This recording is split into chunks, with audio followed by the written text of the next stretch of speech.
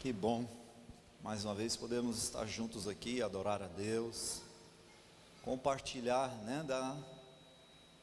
de algo eterno, de algo que realmente dá sentido às nossas vidas, Quem não tem uma palavra profética para caminhar sobre ela, ainda está vivendo uma vida sem sentido, mesmo que já tenha nascido de novo. Preste atenção nisso. Você precisa buscar uma palavra de Deus profética para você caminhar sobre ela. É claro que Deus tem uma história coletiva com a humanidade e muitos fatos estão por vir, importantes agora, próximos para acontecer. Está muito alto? Estou falando muito alto? Aleluia. Mas existe uma história particular, pessoal, de Deus com cada um de nós. E esse Deus, Ele é um Deus especialista. Quem já viu um quebra-cabeça daqueles gigantes mesmo, de pecinhas bem pequenininhas assim, de uns 2 metros por 3, tem que ser montado assim em cima de uma mesa. Deus é esse Deus que junta as peças para construir um quadro belíssimo, para fazer sentido. Enquanto você olha só para aquela pecinha pequenininha, imaginando você como aquela pecinha, e não tem noção do que é que Deus está fazendo na humanidade, você olha para aquela peça e ela não vai fazer sentido. Você não sabe se ela está de cabeça para baixo, se está virada. Você olha, você gira, você põe até do avesso, mas você não encontra sentido para essa peça. Nós somos essas peças, individualmente nós somos essas peças, mas a vontade de Deus é nos unir. Amém? Aleluia.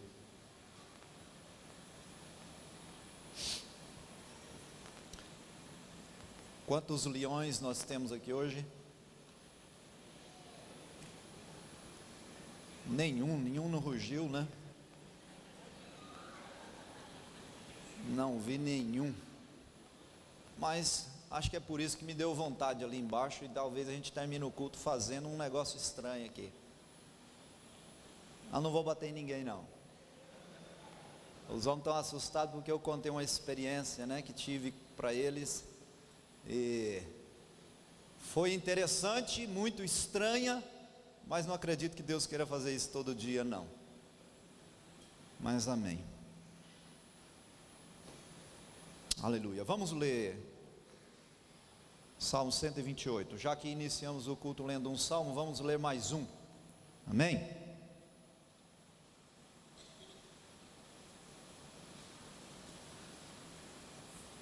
Bem-aventurado aquele que teme ao Senhor e anda nos seus caminhos. Do trabalho de tuas mãos comerás. Feliz serás e tudo te irá bem. Tua esposa no interior de tua casa será como a videira frutífera, teus filhos como rebentos da oliveira, à roda da tua mesa. Eis como será abençoado o homem que teme ao Senhor. O Senhor te abençoe desde Sião, para que vejas a prosperidade de Jerusalém durante os dias de tua vida, e vejas os filhos de teus filhos. Paz sobre Jerusalém. Jeremias 17:7. Bendito o homem que confia no Senhor e cuja esperança é o Senhor, porque ele é como a árvore plantada junto às águas, que estende as suas raízes para o ribeiro, e não receia quando vem o calor, mas a sua folha fica verde, e no ano de sequidão não se perturba, nem deixa de dar fruto. Enganoso é o coração mais do que todas as coisas, e desesperadamente corrupto. Quem o conhecerá? Eu, o Senhor, esquadrinho o coração. Eu provo os pensamentos. E isto para dar a cada um segundo o seu proceder, segundo o fruto das suas ações. Aleluia. Glória a Deus. Estamos aqui para falar um pouco de família, nesta manhã. Pastor, só para me organizar aqui, até que horas que nós vamos com a palavra? Até às 11? Aleluia. Vocês estão bem? Todo mundo está confortável? Amém.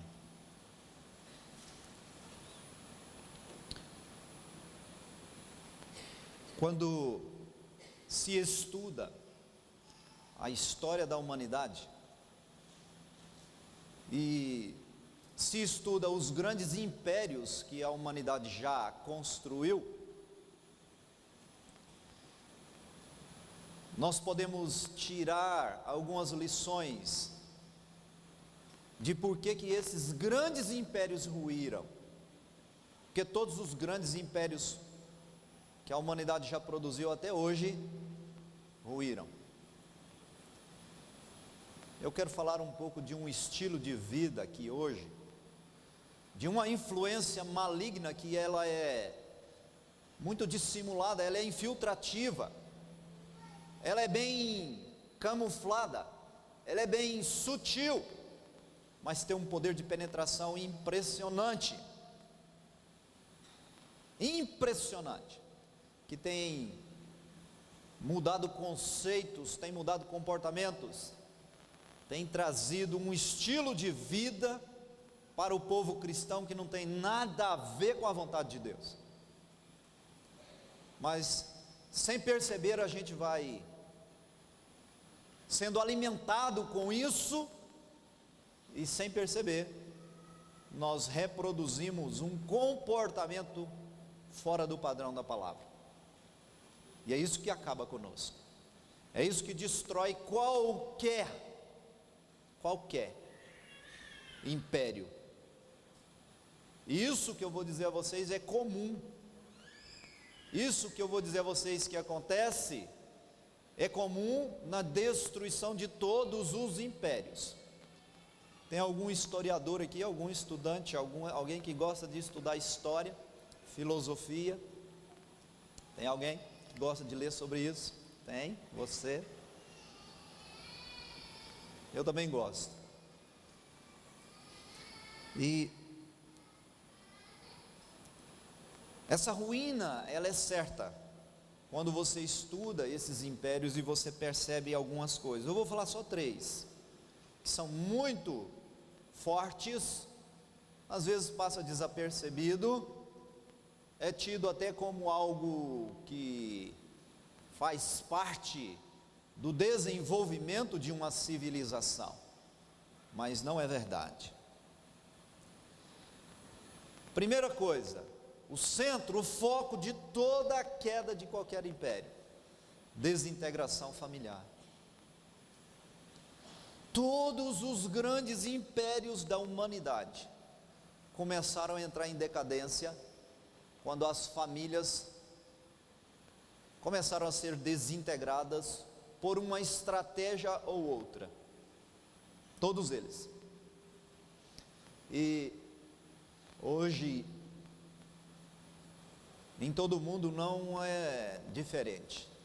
Existe uma força maligna agindo para destruir a família, para desintegrar a família, para enfraquecer a família, ou para fazer com que o ambiente da família seja apenas mais um ambiente como outro qualquer, e não é.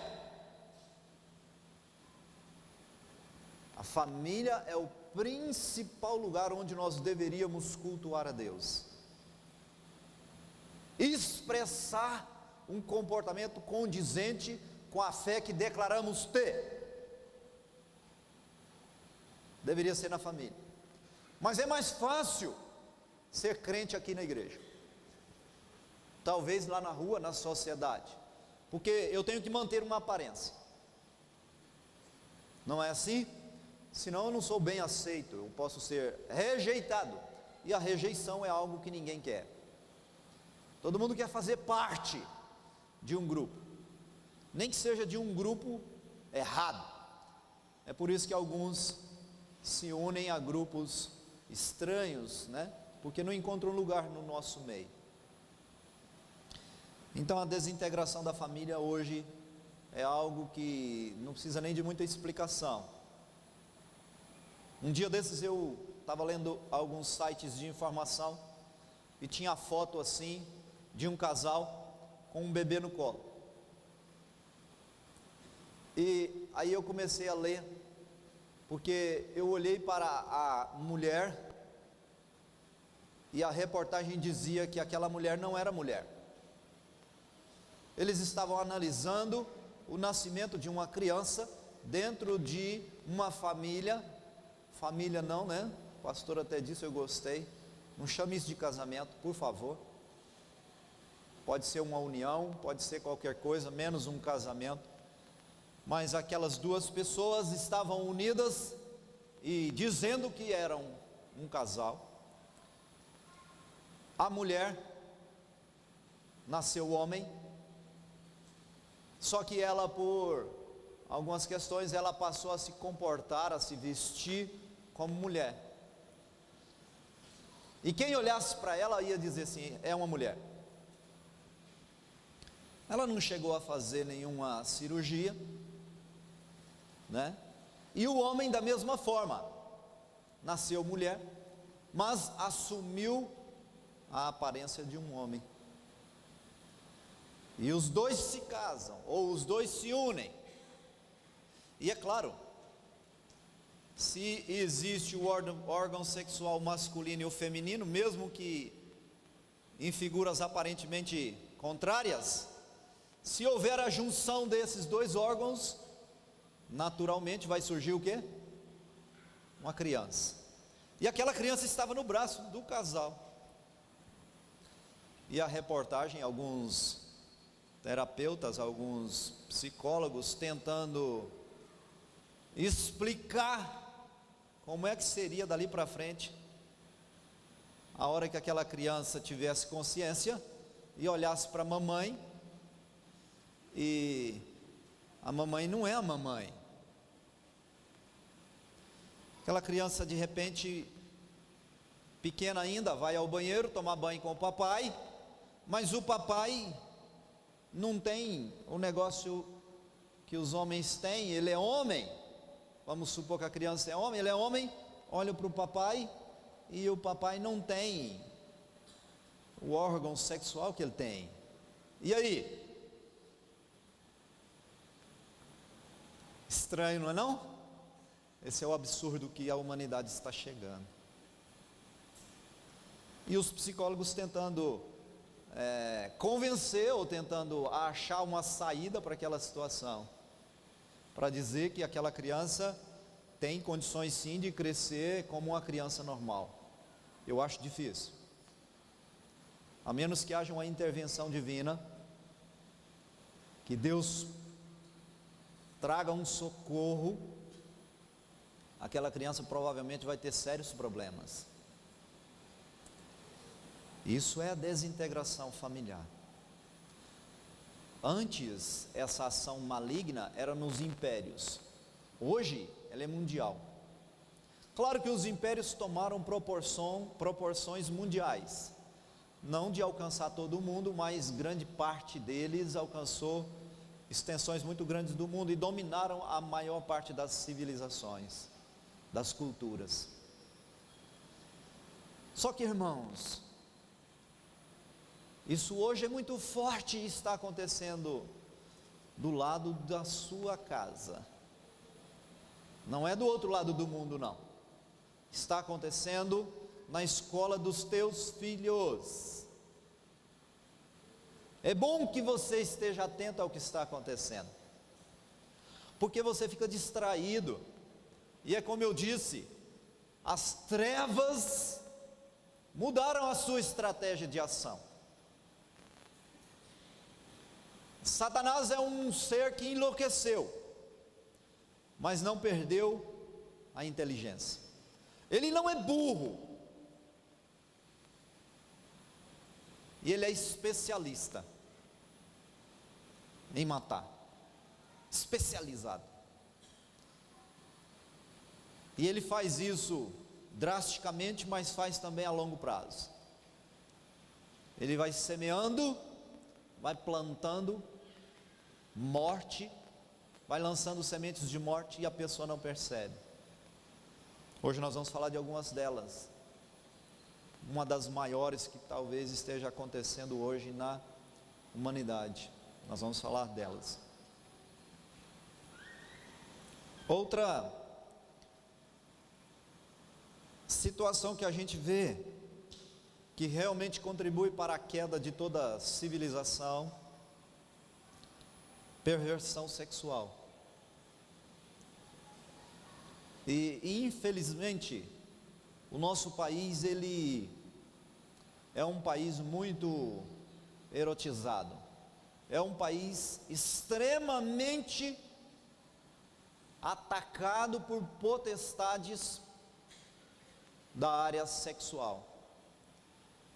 E eu me atreveria a dizer que provavelmente não há nenhum homem aqui que não foi atacado nessa área, que não teve a sua mente contaminada pela imoralidade. Eu me atreveria a dizer isso, inclusive comigo, porque eu me converti aos 32, e até os 32 era muito normal, apesar de ter sido um homem que não entrei na prostituição, graças a Deus, mas de toda forma a minha mente foi contaminada pela imoralidade. E até hoje, irmãos, eu tenho que ficar vigiando. Eu fico orando a Deus e pedindo que algumas imagens que ficaram gravadas na minha mente não voltem como uma lembrança. Até hoje eu peço ao Senhor: Senhor, limpa o meu HD, que fica registrado, irmãos, até hoje. E é claro que no meio de toda essa confusão, outro fator que causa essa queda, essa destruição, é a inversão de valores. Aquilo que o pastor falou, né? Impressionante a gente ter que chegar à conclusão de que temos hoje uma geração de pessoas despreparadas para a vida, para cuidar das coisas. Pessoas totalmente despreparadas. Mulheres extremamente mimadas, não conseguem ouvir um não. E homens quase que incapacitados na sua liderança. Homens tão desajustados na sua liderança que é impressionante.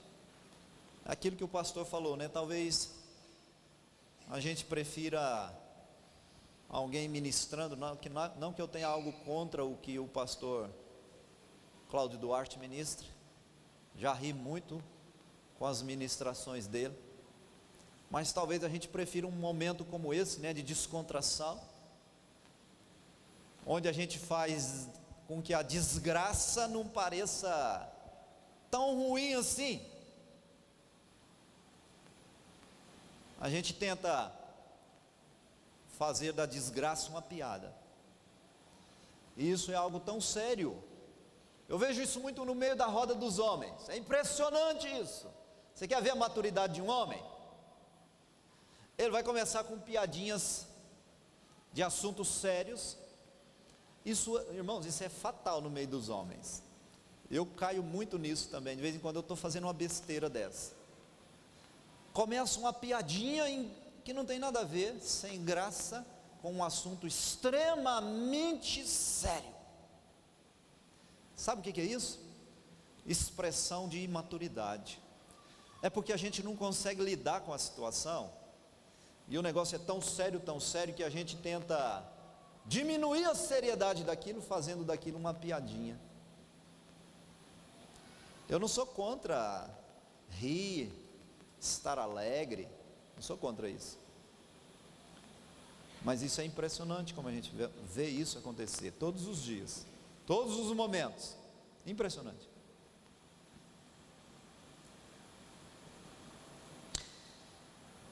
Eu quero ler um outro texto aqui, Marcos 13.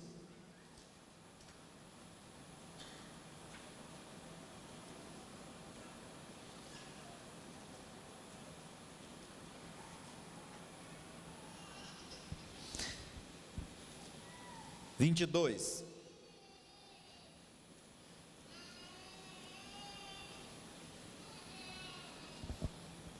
Na minha versão diz assim: pois surgirão falsos cristos e falsos profetas, operando sinais e prodígios para enganar, se possível, os próprios eleitos. Estai vós de sobreaviso, tudo vos tenho predito.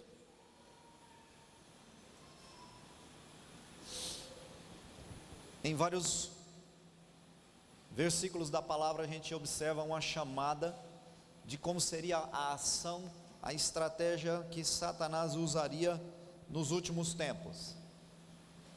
E a palavra diz que um espírito enganador agiria,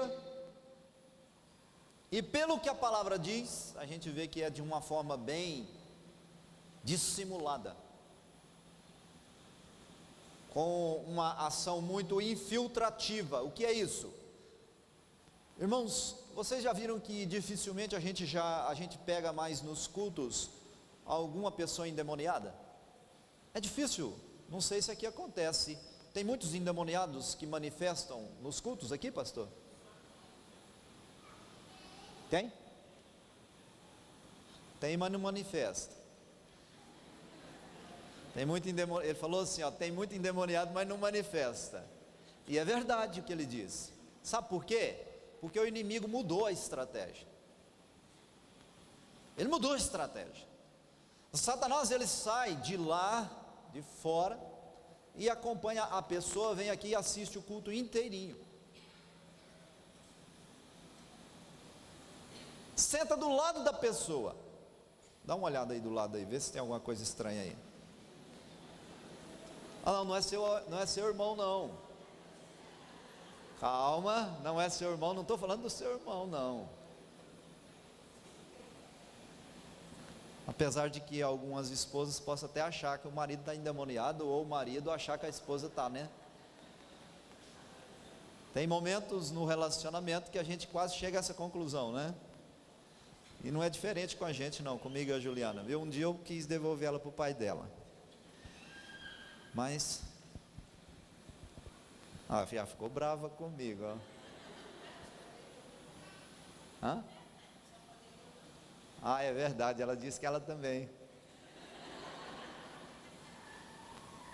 Não sei se foi no mesmo dia, não, acho que não é no mesmo dia, normalmente isso é em dia diferente, né? Tem dia que um está mais bravo que o outro. E a Bíblia diz que esse espírito de engano atuaria nos eleitos. Quer dizer, eu fui escolhido por Deus, você foi? Para passar a eternidade com Ele? Eu fui. E a Bíblia diz que esse espírito agiria nessas pessoas.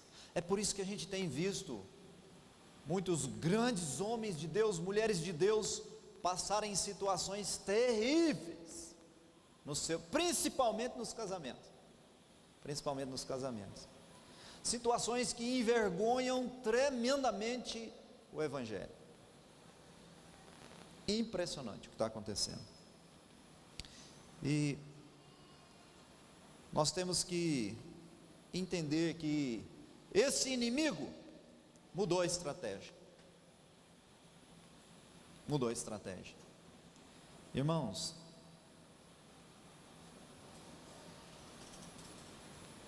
nunca na história da igreja Nós vivemos um tempo com tanta revelação.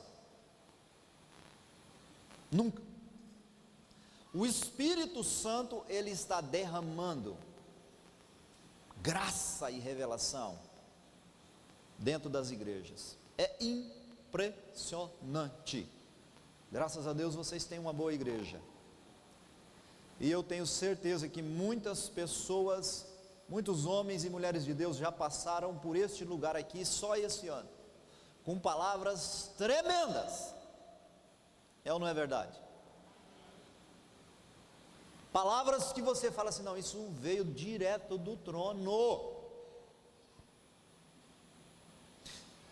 E eu, nos meus momentos a sós com o Senhor, perguntei a Ele, por que é que no meio de tanta revelação, tanta unção, manifestação de dons espirituais, eu olho para a igreja e eu vejo uma igreja imatura, pessoas imaturas. Por que é que essas pessoas recebem e não crescem, não amadurecem? Por que é? Deixa eu te dizer algo, irmão.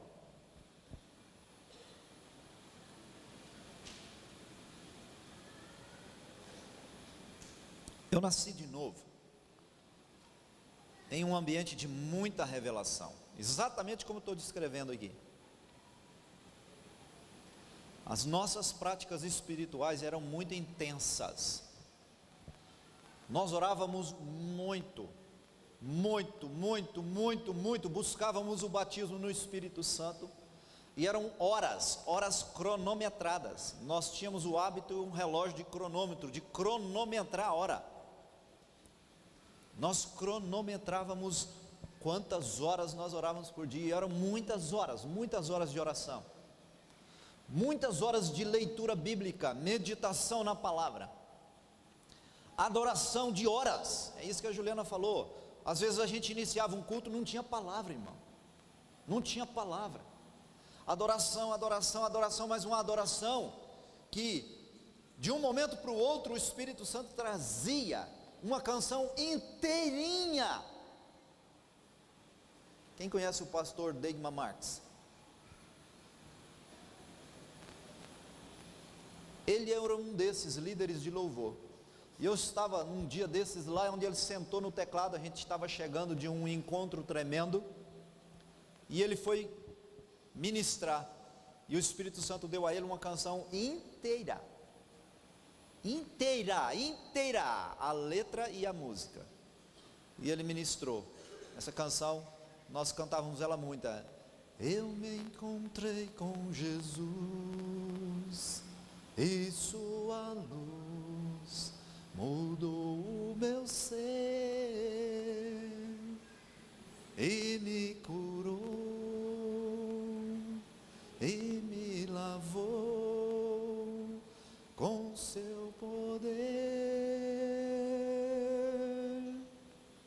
e agora livre estou. A voz não alcança, né? Ó, estou ouvindo alguém cantar. Irmãos, essa canção, o Espírito Santo deu ela inteira, de uma vez, com ele sentado ali no teclado, toda. Nós experimentamos isso, irmãos. Nós experimentamos isso muitas e muitas vezes. A Juliana, no culto de crianças, ela tem ali 2 CDs gravados. Essas músicas são resultado desses cultos infantis, cultos de criança. Nós tínhamos culto com 200 crianças lá na igreja em São Luís Montes Belos. Nós chegamos a ter crianças que na escola impunham as mãos e as outras eram curadas. Testemunho de criança de 7, 8 anos, irmãos. Então nós vivenciamos tudo isso. E de alguma forma nós nos descuidamos e o inimigo se infiltrou, de alguma forma. Então, como que num ambiente desse, de tanta revelação, tanta manifestação de dons espirituais, poder de Deus, como é que o inimigo se infiltrou daquela forma? Como que agora eu estou num tempo de oração, eu olho para a igreja, porque eu estava olhando para a igreja como eu estou olhando para vocês, e o Espírito Santo me disse assim: são todos viciados. Eu falei, o quê?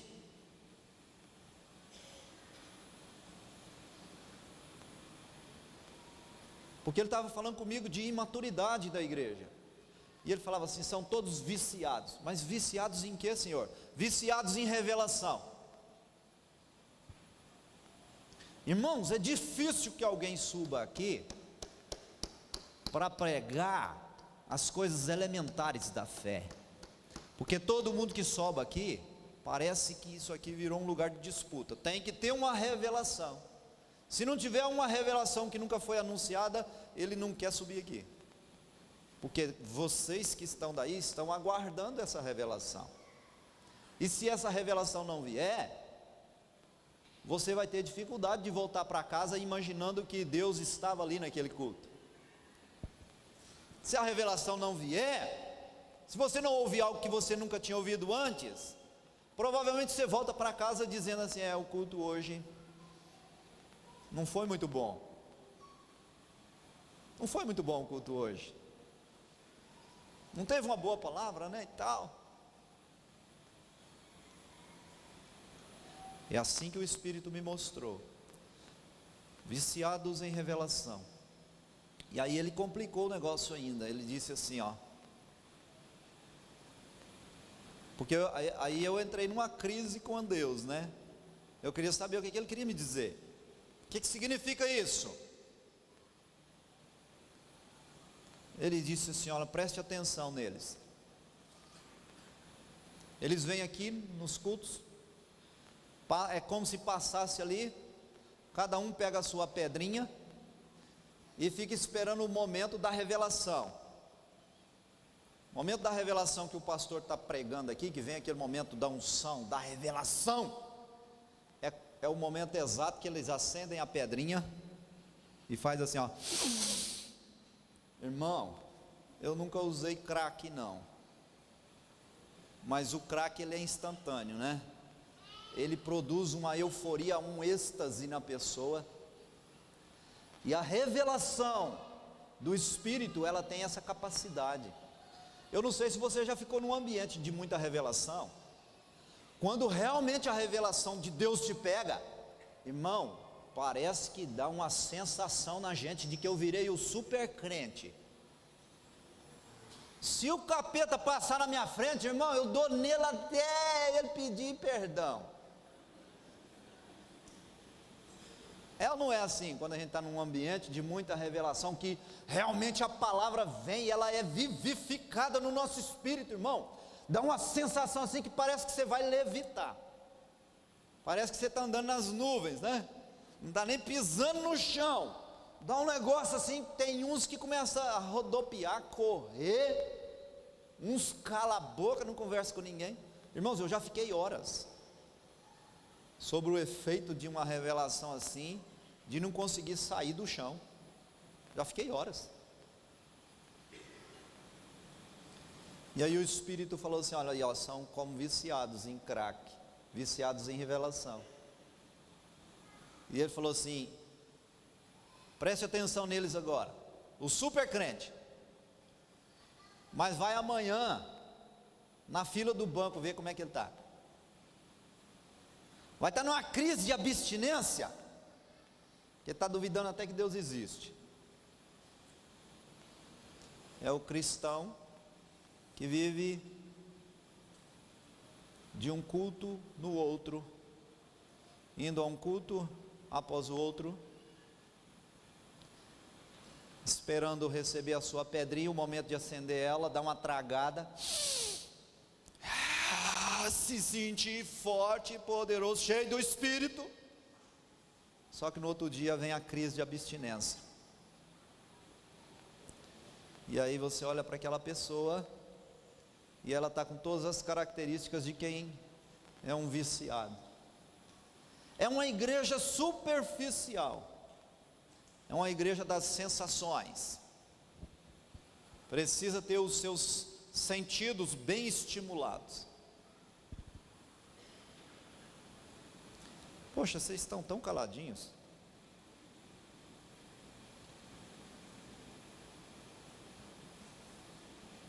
Por que num ambiente de tanta revelação, tanta informação a respeito de Deus, não há então maturidade? Uma das estratégias do inimigo é essa. Onde tem muitas vozes, fica fácil de você jogar uma mentira no meio. Onde tem muita informação, se você pegar o seu computador e clicar qualquer assunto aí na internet, quantas ministrações, quantas palavras vão surgir a respeito de qualquer assunto que você clicar? Muitas e muitas, irmãos. Você pode passar o dia inteiro lendo e ouvindo ministração a respeito de qualquer tema. Então por que isso não produz maturidade? Deixa eu te dizer uma coisa. Revelação e unção não produzem maturidade. Ah, pastor, o que produz maturidade? Cruz, irmão. Cruz produz maturidade. Toda a informação que você tiver de Deus, se ela ficar simplesmente no âmbito filosófico da mente, não passa de uma informação. Toda a verdade de Deus, ela precisa ser encarnada. Toda promessa que Deus faz, ela precisa passar pela carne. A Bíblia é clara ao dizer: nós não somos dos que vivem segundo a carne, mas a maior promessa de Deus para a humanidade, ontem eu disse isso aos homens, eu perguntei qual é a maior promessa de Deus para toda a humanidade. É uma pessoa, Jesus Cristo. Ele é a maior promessa de Deus para toda a humanidade. E a palavra diz que o verbo se fez carne. O que significa isso? A maior promessa de Deus teve que encarnar. O que é encarnar, irmão? Manifestar vida numa carne. Por que Deus não resolveu a confusão que o homem tinha se metido lá de cima? Será que Deus tinha poder para resolver essa confusão toda do pecado lá de cima? Eu creio que tem.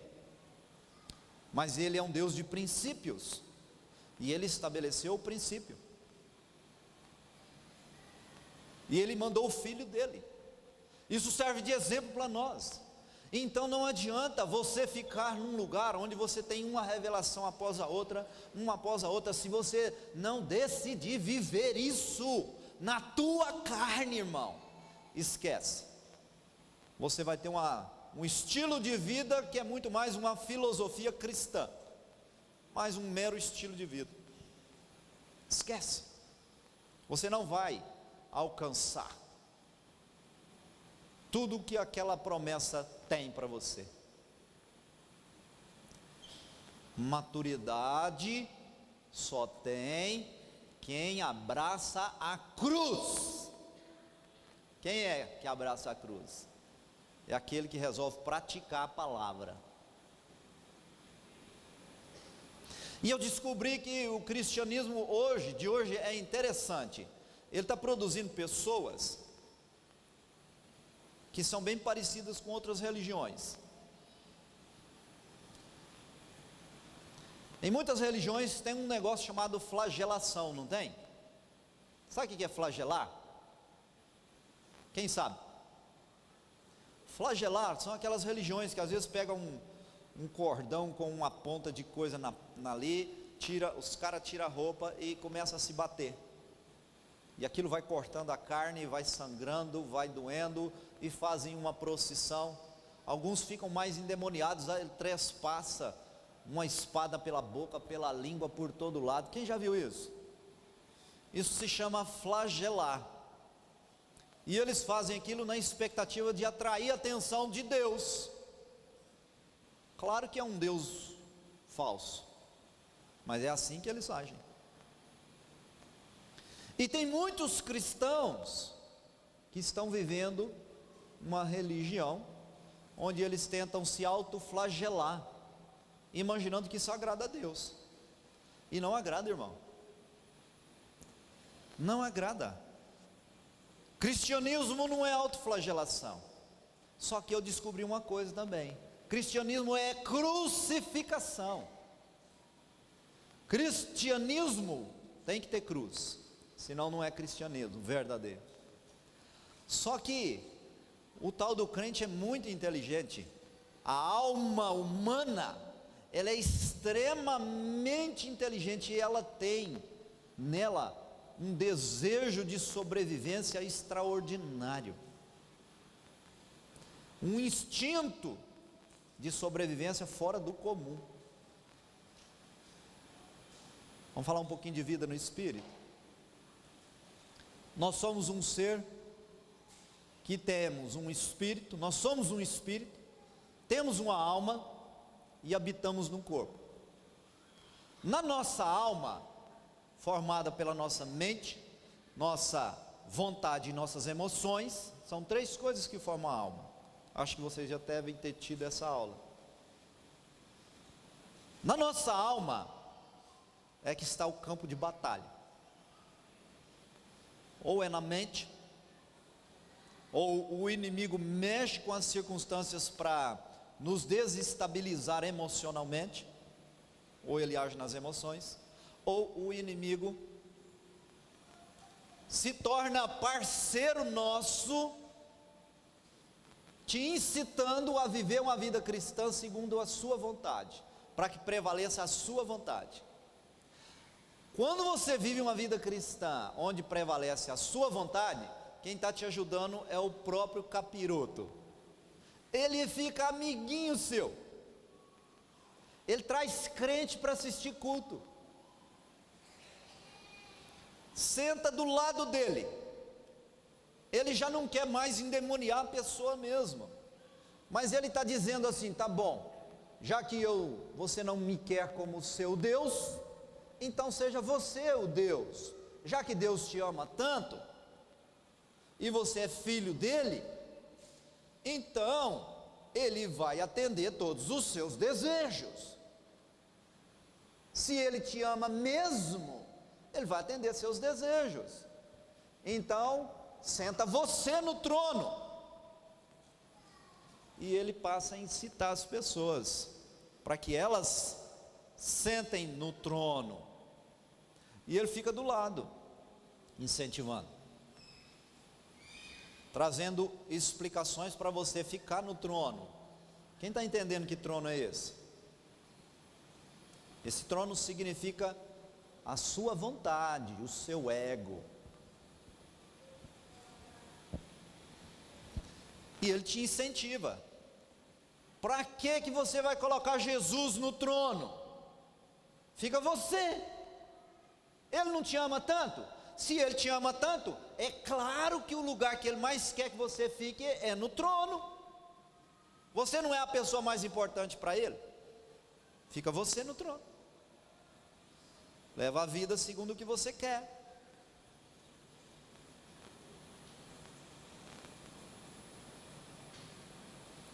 Irmãos, isso é uma estratégia diabólica.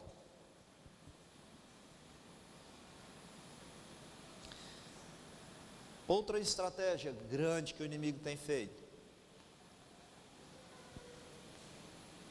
Eu estou falando aqui do inimigo, porque a gente fica espiritual demais, né?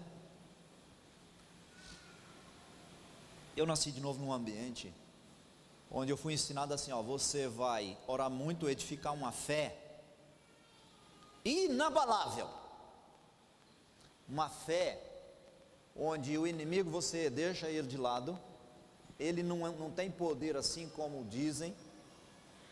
Larga ele lá num canto e ora e vai para as práticas espirituais, porque você vai edificar uma fé onde o teu espírito vai ficar tão forte que ele vai sobrepujar a tua alma, ele vai dominar a tua alma.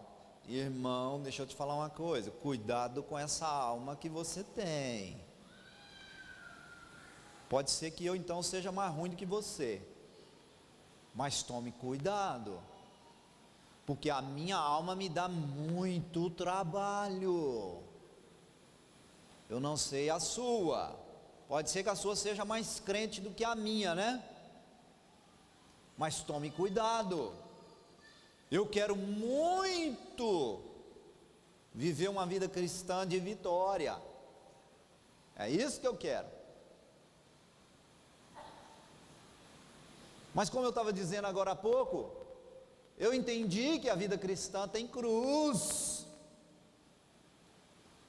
e eu descobri que eu tinha criado mais um mecanismo de fuga da crucificação. Eu já tinha entendido o processo de Deus, e eu já tinha me colocado naquele caminho da crucificação. A Igreja Católica chama como? Esqueci o nome. Via Dolorosa, era esse nome que eu queria lembrar. A Igreja Católica chama de Via Dolorosa. A Via Dolorosa. Agora eu sou crente, pastor ainda, decidi, eu vou pela Via Dolorosa. E lá em Trindade, não sei se você já viu, de Goiânia até Trindade, tem pontos de parada, com uns painéis enormes assim, feito por um artista plástico, representando cada estágio da Via Dolorosa. Se você não conhece, passa por lá e dá uma paradinha lá que você vai ver o que é. E eu já estou agora decidido, estou a caminho, entrei na Via Dolorosa, e o nome já diz tudo que você vai encontrar, né? Dor. Eu decidi, não, eu vou viver uma vida de cruz, eu quero a crucificação. Só que, irmãos, que alma difícil de morrer, que coisa difícil de se sujeitar à vontade de Deus, porque eu criei um mecanismo, e eu vi isso acontecendo comigo e com outras pessoas. Agora, eu estou num processo em que eu quero me autocrucificar. Então eu disse que algumas religiões têm autoflagelação. Agora eu inventei algo que se chama autocrucificação.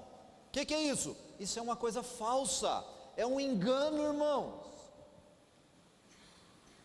Parece, mas não é.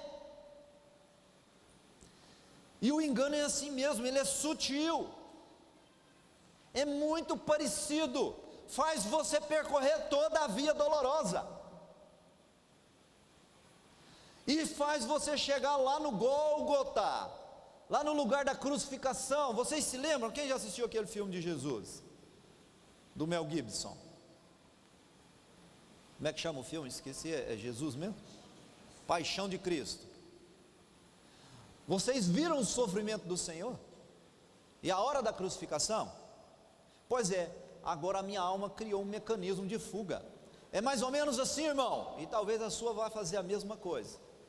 Você percorre toda a via dolorosa, quando chega lá que você põe a cruz no lugar, você sobe nela, deita nela, e fala assim: pode levantar, que eu vou morrer agora, vou ser crucificado. Deixa eu te dizer uma coisa, nós criamos mecanismos, onde eu aceito até chegar lá, deitar na cruz, mas a crucificação verdadeira, não é você quem faz não, Deus tem que mandar alguém, um enviado dele, e talvez seja alguém que você não goste. Normalmente é alguém que você não gosta, é alguém que chega com um prego desse tamanho, e você deita lá na cruz, e ele chega com uma marreta e aquele prego, para pregar aquilo e te grudar na cruz. Deus manda a gente assim para fazer isso com a gente, sabia? Quem já conseguiu aí na pregação se lembrar de algum enviado de Deus com essa função? E é aquela pessoa que vem para dizer: irmão, você não tem que fazer segundo a sua vontade, não, irmão, abre mão disso, isso não funciona se você for viver dentro da sua vontade, sai desse lugar. Olha o tamanho do prego, irmão, ó. E alguns, o prego tem que trespassar a madeira, e quem entende disso sabe, você tem que dobrar a ponta do prego, senão o cara ainda desce da cruz. Ele dá conta de arrancar aquele prego e descer da cruz. Não sei o que ele faz, mas ele dá conta, Davi. É impressionante. Você já viu quando você prega um prego bem grande assim, que ele trespassa a madeira, fica uma ponta de fora e você vai e bate a ponta do prego? Para muitos cristãos tem que fazer daquele jeito. Tem muito crente que está precisando aí. Envia então, Senhor. Se eu estou só nesse processo de autocrucificação, então envia. Manda o teu ungido, Deus. Irmão, você precisa de alguém para meter o dedo no seu nariz. Se você não tiver alguém que vai meter o dedo no teu nariz, esquece, ninguém consegue se autocrucificar. Esquece, irmão. Não existe autocrucificação no cristianismo. Não existe.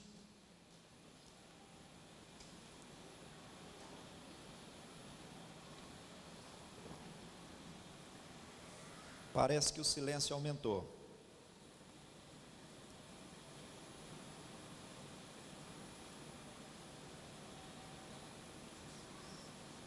Tomara que a palavra te revire do avesso.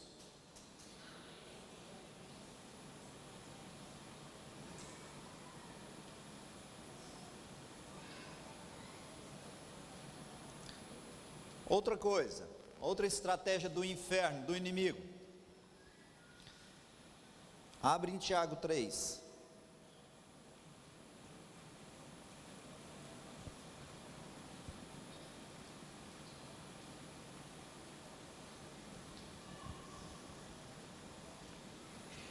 Três 17.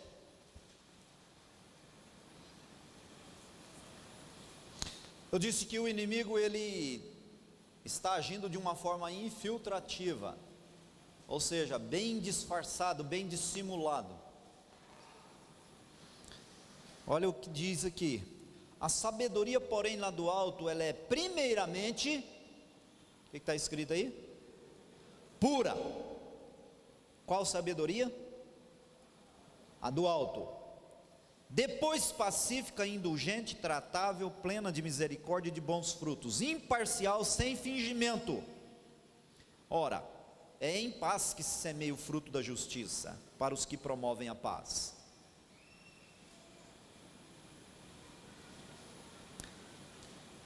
O versículo inicia dizendo que a sabedoria do alto, ela é primeiramente o quê? Pura. O que é pureza? Quando algo realmente é puro? Quando não se mistura nada a ele. Concorda comigo? A sabedoria de Deus, irmãos, a palavra diz que a sabedoria de Deus, ela está acima da nossa. Está acima da sabedoria humana. Muito acima. A palavra diz assim: os meus pensamentos são mais altos que os teus. Os meus planos são superiores aos teus. Normalmente a nossa sabedoria tenta produzir conforto para nós, bem-estar. É o instinto de sobrevivência. Mas hoje uma das estratégias do inimigo já não é mais aquela estratégia do Antigo Testamento. No Antigo Testamento, quando alguém ia para o deserto e ele conseguia perfurar um poço no deserto e encontrar água, ele encontrava algo extremamente importante.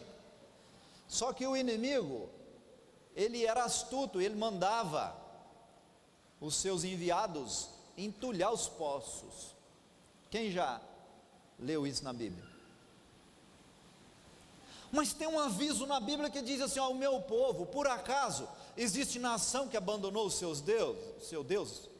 Mas a Bíblia diz assim: mas o meu povo me deixou. Eles cavaram para si cisternas rotas, não retém água.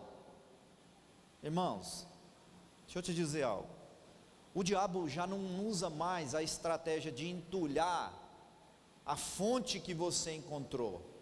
O que eu estou dizendo com essa fonte? Sabe a sua maneira de cultuar a Deus, de ir até Deus, de receber revelação? Mantenha isso. Talvez você encontrou uma boa maneira de se relacionar com Deus, e você consegue através disso perfurar um poço e alcançar a água viva, a água de Deus, o manancial da vida de Deus. Só que tem um detalhe: o inimigo não vem mais para entulhar o poço. O poço é algo tremendo, é algo de Deus. Você tem um ministério, desse ministério jorra vida, você abençoa muitas vidas. Só que a proposta de Deus mudou para o Novo Testamento, ela mudou. Por quê? Porque o inimigo encontrou uma nova maneira de trazer confusão. Ele não tampa o poço mais. Sabe o que ele faz? Ele estimula a pessoa a pegar uma gota de sabedoria humana e ir lá no poço e fazer assim, ó. Tim! Uma gota, irmão, de sabedoria humana.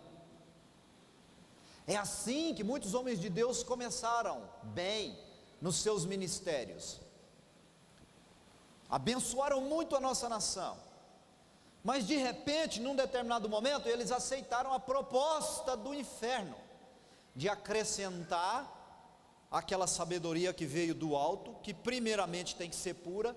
Ele resolveu aceitar a boa ideia de uma gotinha de sabedoria humana, ó. Tum!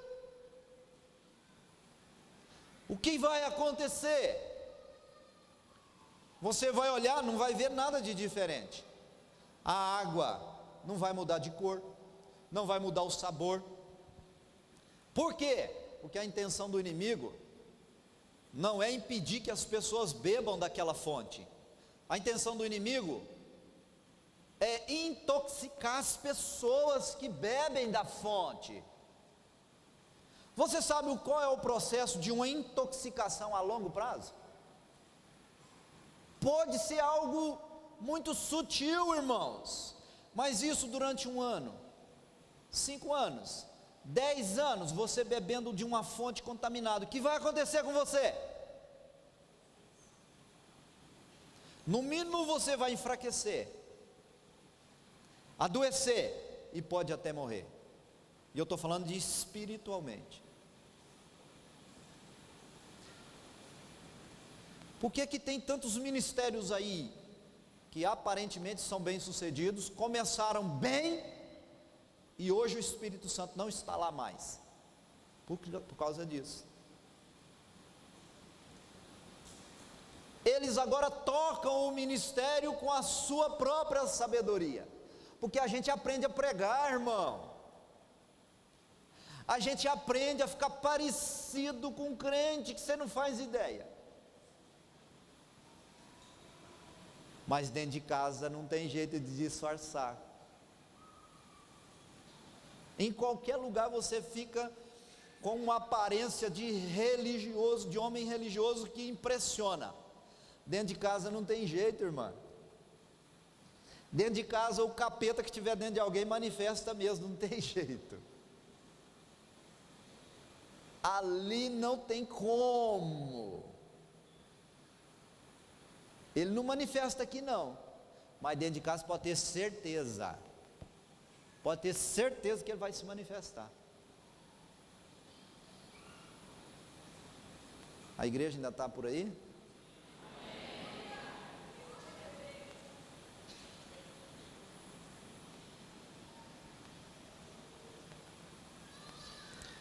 Cuidado, eu não estou fazendo apologia à burrice não, viu?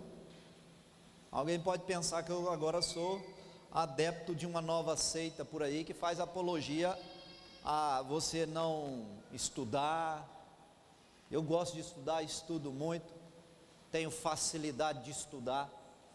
Eu só não quero misturar o que é de Deus com pensamentos bem elaborados, porque o que é de Deus é simples, irmão. A sabedoria de Deus, ela é profunda, mas ela se resume numa palavra: ela é simples. A sabedoria de Deus não é aquela que complica, é aquela que simplifica. Se você está aplicando alguma sabedoria aí, o negócio está ficando mais enroscado, para um pouquinho, dá uma avaliada. Pode ser que não seja a de Deus, é só uma sabedoria sua própria. Ou alguém te disse que funciona, ou você acreditou que funciona, mas na verdade não funciona. O que funciona vem de lá, irmãos. Amém? O que funciona vem do alto.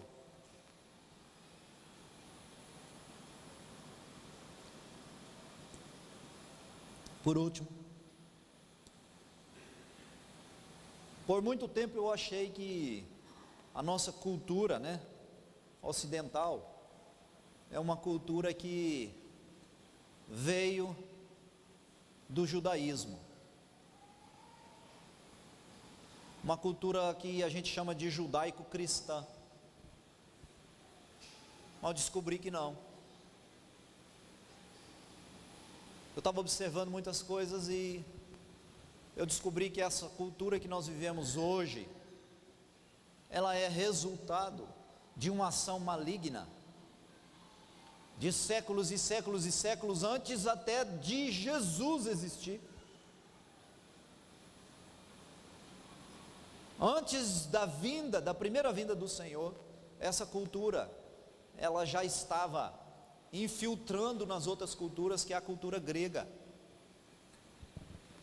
A cultura grega, irmãos, é uma cultura que tem um poder de adaptação, um poder de dissimulação, um poder infiltrativo extraordinário. Que cultura é essa? Se você for estudar isso, e você vai encontrar até um momento na Bíblia em que alguns discípulos disseram assim, que tinha alguns gregos querendo falar com Jesus, e era no auge do ministério de Jesus, os gregos foram atrás de Jesus, porque eles ficaram sabendo que tinha um líder, que estava influenciando multidões e multidões de pessoas, e eles ficaram curiosos, porque a cultura grega é assim, ela é adepta da filosofia. A cultura grega é adepta, sabe, é de lá que veio os grandes pensadores, é de lá que veio um estilo de vida narcisista, é de lá que veio esse estilo de vida que propaga o seu bem-estar, é de lá que vem o estilo de vida que faz alguém trabalhar a vida inteira para acumular um pouco de renda e ter uma aposentadoria, e depois na aposentadoria falar: agora eu vou aproveitar a vida, vou viajar por aí. É de lá que vem o tipo do pensamento assim: eu tenho que ter uma qualidade de vida. Quem já ouviu dizer aí qualidade de vida? É de lá que vem o pensamento assim, eu quero chegar aos meus 80 anos inteirão, malhadão, fortão. Eu quero chegar aos 80 desse jeito. A diferença, o problema não é isso, mas se você não entender isso, você vai cair no engano. E a pergunta que vai fazer você entender é uma: para que você quer viver 80 anos aqui na terra? Me responde. Se você está fazendo de tudo para viver 80 anos aqui na terra, é porque você não acredita que lá na eternidade tem coisa melhor te esperando. Você está fazendo de tudo para ficar aqui 80 anos, 100 anos, então você não acredita que lá tem algo superior, melhor, infinitamente melhor.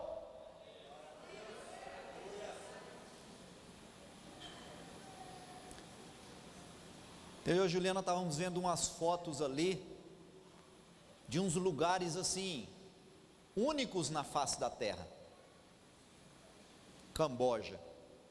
Eu tive lá, é um negócio extraordinário, irmãos. É um lugar que dá vontade de você morar o resto da vida. Tailândia, Camboja. Extraordinário a natureza, tudo. E tem muita gente que tem uma filosofia de vida, um estilo de vida para chegar bem na aposentadoria e poder conhecer esses lugares. É o propósito da vida deles. Deixa eu te dizer uma coisa, se a sua vida está com essa, se você está com essa intenção, a sua vida não tem sentido, irmão.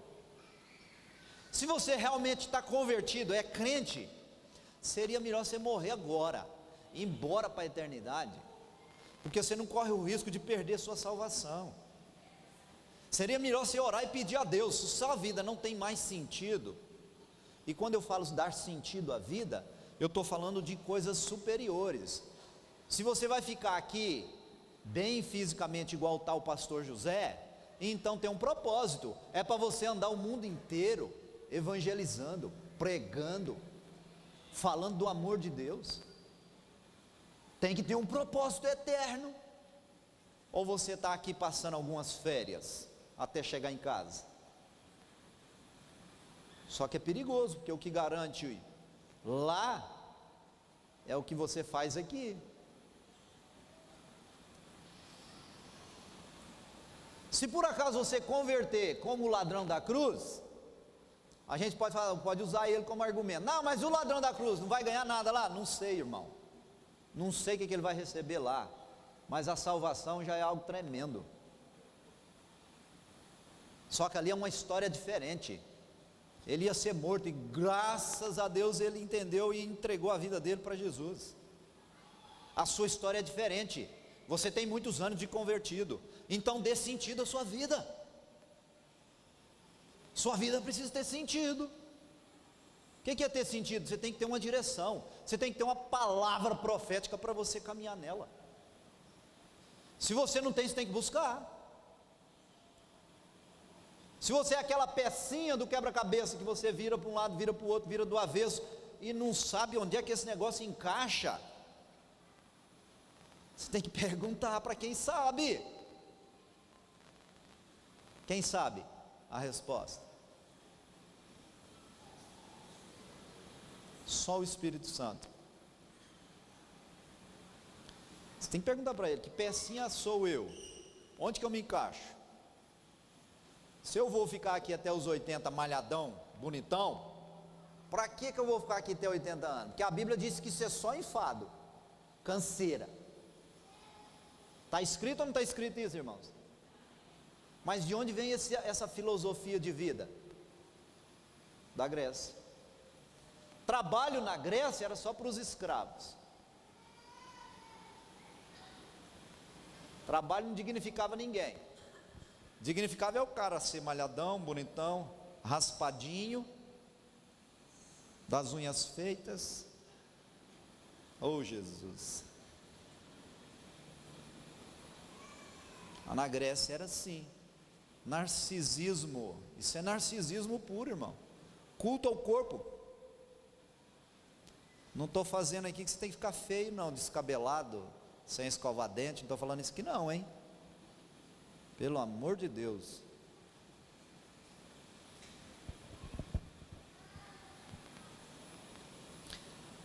Na verdade, nós somos uma cultura heleno-judaica, viemos do helenismo. Essa é a cultura que influencia o mundo hoje, onde o homem é o centro. Sabe qual é o sistema de governo de Deus? E sabe qual é o sistema de governo do homem? O melhor sistema de governo que o homem conseguiu produzir é a democracia. Eu não gosto nem do nome, né? Democracia, né? Não gosto nem do nome, parece que é meio demoníaco, né? Democracia, que tipo de governo é democracia?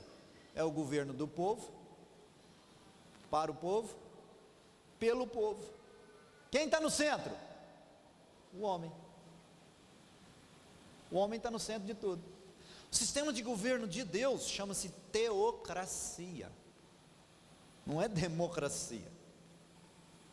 Quem está conseguindo entender?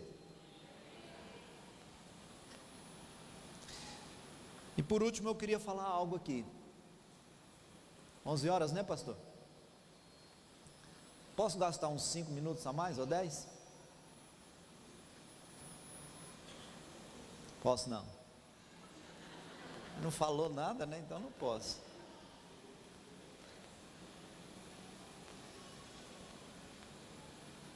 Quando eu fui ensinado sobre vida no Espírito, eu fui ensinado que eu sou um homem espiritual. Existe aqui um homem espiritual e um homem natural. Então existem dois mundos. Existe o mundo espiritual e o mundo natural. No mundo natural, eu uso os meus sentidos para interagir com ele. No mundo espiritual, eu uso o meu espírito e as minhas faculdades espirituais para interagir com esse mundo. Você acredita que existe anjo? Eu creio. Eu nunca vi não, mas eu creio. Demônio eu já vi. Então deve ter anjo também, né? Então eles são reais. Amém? Você não vê, mas você sabe que existe, não existe? E eu descobri que uma das grandes estratégias do inimigo hoje foi criar um terceiro mundo. Sabe como é que chama esse mundo? Mundo virtual. Esse, irmão, esse eu duvido que tenha alguém aqui que não é influenciado por ele. É esse mundo da conexão que tem hoje aí, ó. Está todo mundo conectado. Tá ou não está, Davi? Ligadão. É informações, milhões, bilhões de informações para lá, para cá o dia inteiro. E o pior é que os relacionamentos estão ficando mais superficiais. É muita comunicação, muita informação e os relacionamentos mais superficiais. E eu estava estudando sobre isso e dei uma palavra para os jovens lá em Brasília. Olha só o que o Espírito Santo me ensinou. E o poder de aprisionamento que isso tem, vocês já sabem. Porque muitos aqui são vítimas desse poder. Tem muita gente aqui preso nisso. Muita gente.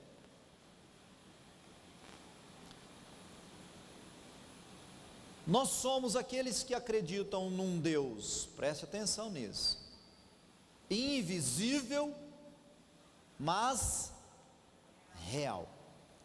E a base desse mundo virtual, que o Espírito está me ensinando, é simplesmente algo que é visível, mas é irreal. É exatamente o contrário. É um mundo todo construído em cima de uma imagem. Talvez você seja um idólatra e não sabe, né? Você está todo dia lá ajoelhado ou deitado diante de uma imagem, e você nem sabia. É o mundo virtual. Ali você pode ser qualquer coisa. Ali você pode viajar na maionese, como dizem, né? Pode ser alto, pode ser bonitão, bombadão, rico, sem ser. Tudo mentira. Não estou dizendo que tudo que está na internet é mentira, não. Mas é o ambiente, é o mundo que o anticristo vai usar para enganar a maioria das pessoas, a maioria dos escolhidos. E é simples de você verificar isso. Chega em casa no domingo depois do culto e pega o seu computador, deita na sua cama e dê uma navegadazinha por aí, assim relaxadamente, descontrair, né? Porque você teve uma semana tal, agora você vai dar uma descansada. Aí você deita na cama e dá uma navegada. Você vai responder talvez o Zap, vai responder alguns e-mails, vai acessar alguns sites de informação, tudo coisa boa, gente. Não estou falando nada de pornografia, não estou falando nada disso. Estou falando de responder uma chamada de alguém, responder coisas importantes. Aí você, para dar uma descontraída, vai ver alguns vídeos engraçados, algumas fotos de natureza. Me responde uma coisa: se você descuidar, quantas horas você vai ficar nisso? Tem gente que passa a noite, irmão. Chega no domingo agora, nessa hora, está num sono, irmão. Se tiver culto de manhã, fica numa abrição de boca. Sabe por quê? Ficou até 3 horas, 4 horas da manhã, no mundo virtual. Era para estar dormindo, porque tem limite para as coisas. Nosso corpo precisa dormir na hora certa, comer na hora certa, descansar na hora certa. Mas existe um mundo construído para te distrair, irmão. É esse mundo virtual. A indústria do entretenimento é a que mais cresce no mundo. A Bíblia, claro que a Bíblia fala de descanso, mas descanso é diferente. Descanso tem um propósito, é de revigorar as tuas forças, refazer as tuas forças. Entretenimento não, entretenimento, o foco principal é distrair você, é te tirar da realidade, é criar em você um pensamento de que está tudo bem, é assim mesmo. Não, irmão, não está tudo bem não, o mundo está afundando, e ele está afundando tanto, que nem Deus vai consertar isso aqui. A proposta de Deus não é consertar isso aqui não, irmão. Deus vai acabar com isso aqui. Deus disse que Ele vai acabar com isso aqui, vai fazer nova terra, novos céus. E você tem que se firmar em Deus e na palavra, para você não ficar aqui, irmão.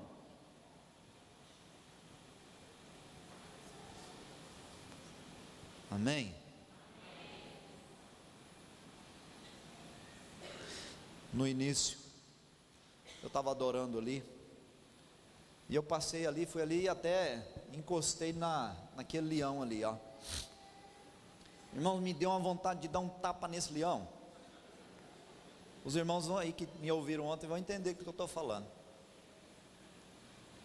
Me deu uma vontade de dar um tapa na cara desse leão, para ver se o leão não mia, ver se ele vai realmente urrar, né? Me deu uma vontade de profeticamente fazer isso. Me deu uma vontade de profeticamente chamar os homens e falar assim: ó, você que está precisando aí parar de miar, você vai vir aqui agora e vai dar um tapa nesse leão aqui, mas pode dar assim, pensando que você vai rachar ele no meio, quebrar a cabeça dele, arrancar a cabeça dele dessa estátua aqui. É como se fosse você dizendo assim para Deus: Deus, eu não me conformo mais com essa condição que eu me encontro, me tira desse lugar. É porque depois das ministrações, eu começo a ouvir alguns comentários de pessoas, né, que dizem que a condição dele é tão terrível, tão difícil, e aí agora eu estou falando mais para os homens, né, que não tem jeito de mudar aquela situação. Deixa eu te dizer uma coisa: nada é impossível para Deus, nada. Olha que bom, começou a chuva de novo, tem jeito de ninguém ir embora agora.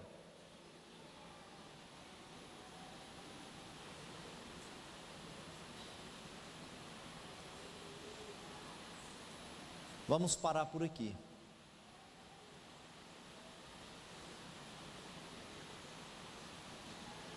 Espero que o Espírito Santo tenha falado com você. espero que ele não te dê sossego, eu espero que ele te perturbe muito,